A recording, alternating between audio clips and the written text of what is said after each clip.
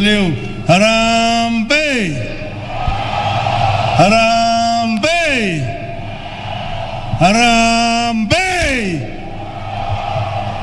Nimesema hayo kwa sababu yale ndio yalifanyika hapa miaka 58 iliyopita.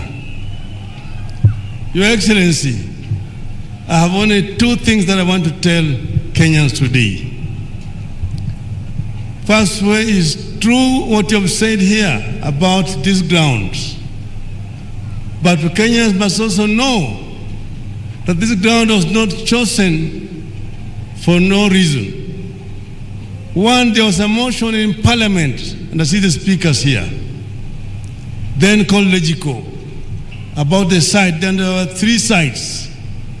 One was along what was called Princess Elizabeth Highway, now Uhuru Highway, and that was Uhuru Park. The other one was called Mitchell Park, which is today called Jamhuri Park or ASK grounds. This one here was called a open ground next to Nairobi Dam. This one was chosen because it was a concentration camp where, as the president has said, freedom fighters were tortured, like they were tortured in Hitler's Auschwitz and Buchenwald.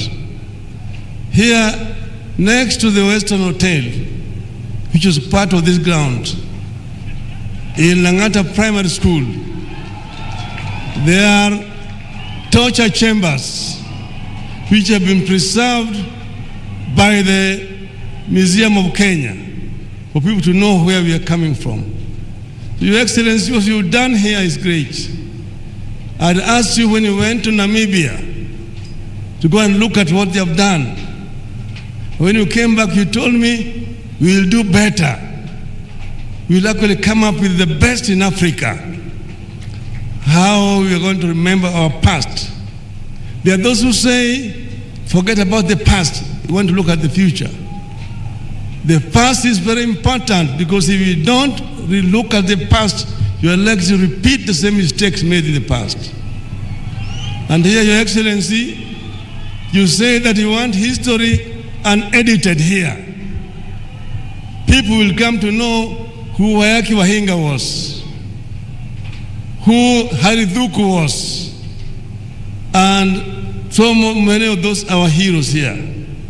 Many of Kenyan patriots have worked here. Historians, geologists, anthropologists, political scientists, architects, engineers have worked here. And people are going to be surprised at what you've done here.